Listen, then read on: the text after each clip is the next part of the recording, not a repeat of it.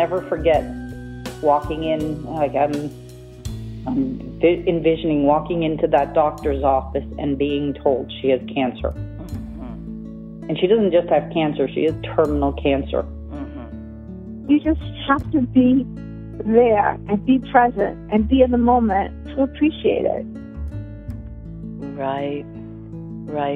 And that generosity and compassion and care exudes through, and I believe that that's an energy that begins within the heart and goes throughout, right from us and through to other people that we are in contact with. It was very hard. It was very, very difficult because you want to tell so bad, but you know you can't because you will put everybody in jail. And, you know, I was always taught you don't lie, no matter what. Well, you know, I thought that in my mind is that, you know, I should go ahead and I should pray. And so I would start praying, and it would get so scary that I couldn't even finish praying. I couldn't even finish the thought. You know, oh Lord, please help. You know, and then I would just stop. And I was like, I started prayers probably a dozen times, and it just got so terrifying that I couldn't even remember what I was going to pray about. My soul and my inner gut feeling, I knew I was right, and I had to figure out a way to get out of this. And then this is where I got fearful again, because I thought, I don't want to lose everything I've built up to this point. And so I went into panic mode. So what's happening in our professional life is also frightening out to our personal relationships. And if we're not paying attention there, it's also, you know, it'll also start affecting our health.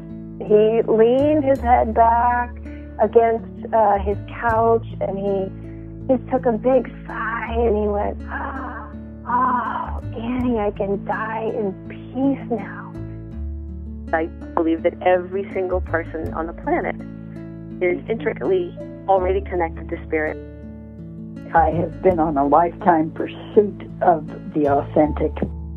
It wasn't going to be for nothing, that there was a purpose behind this.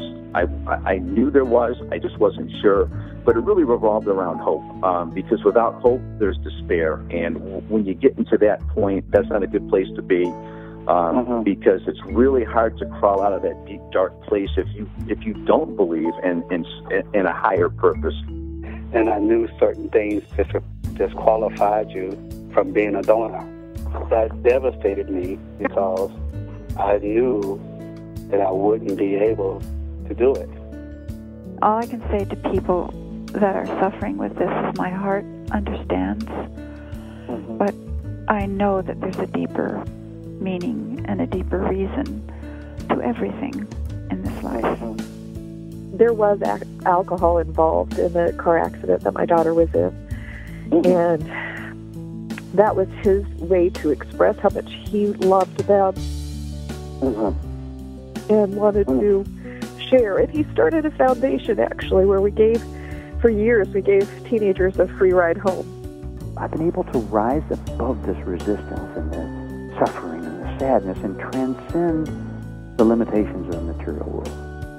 It's from that perch that I'm able to watch my son progress on his path. And I do it passively. There's no agenda, there's no expectations, there's no interference, and absolutely no judgment. It is just passive observation. Here I was, being terrified of even going to school. Yeah. So my father's way of dealing with that was to almost violently try to shake me up and force me to do things, and he expressed great disappointment in me.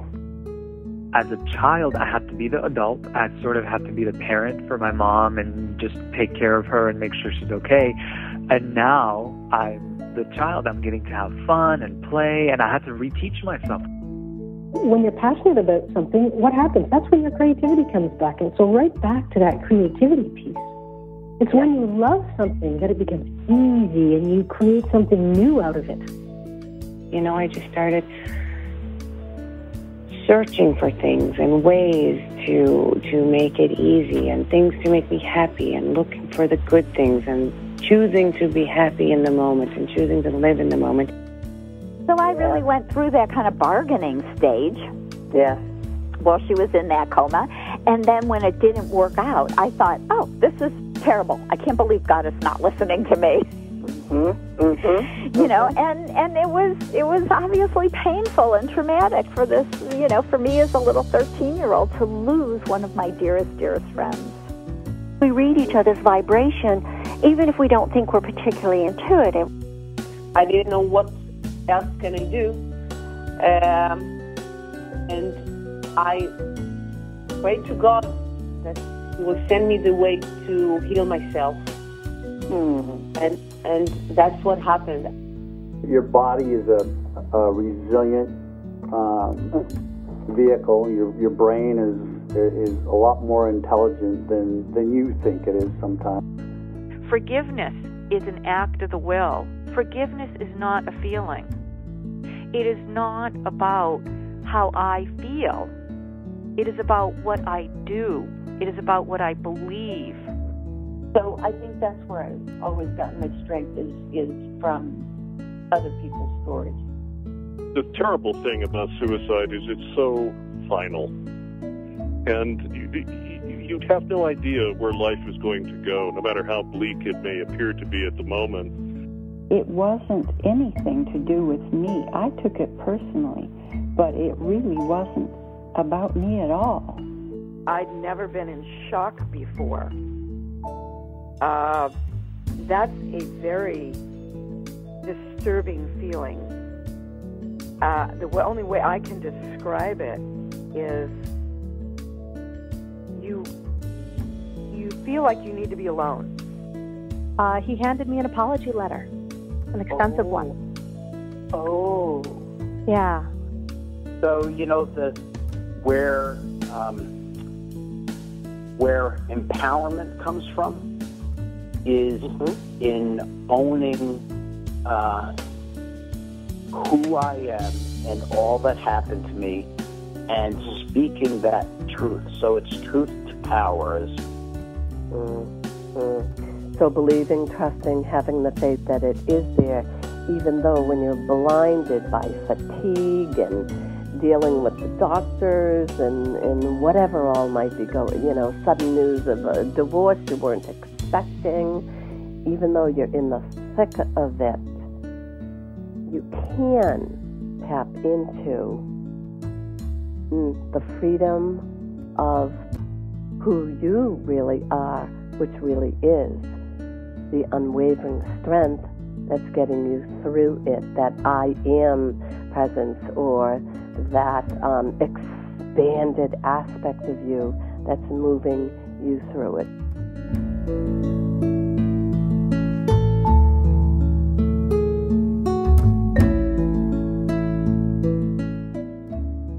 Unwavering strength is you. You are unwavering strength.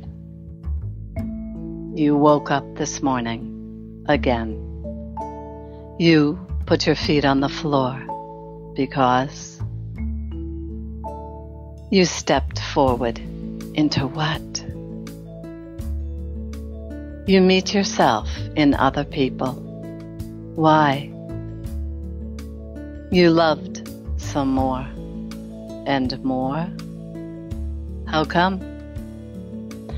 You fed your body to live in spite of quiet moments you wanted to die. You bravely shared your heart one more time. Why?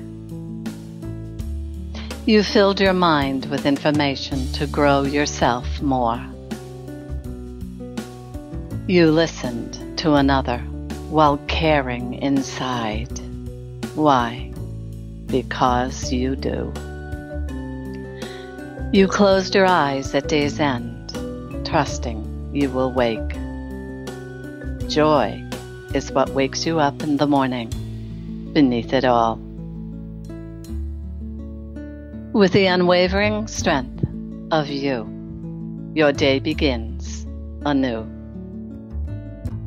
maybe all of it, is you, who you really are. You are all of it that you meet in every day.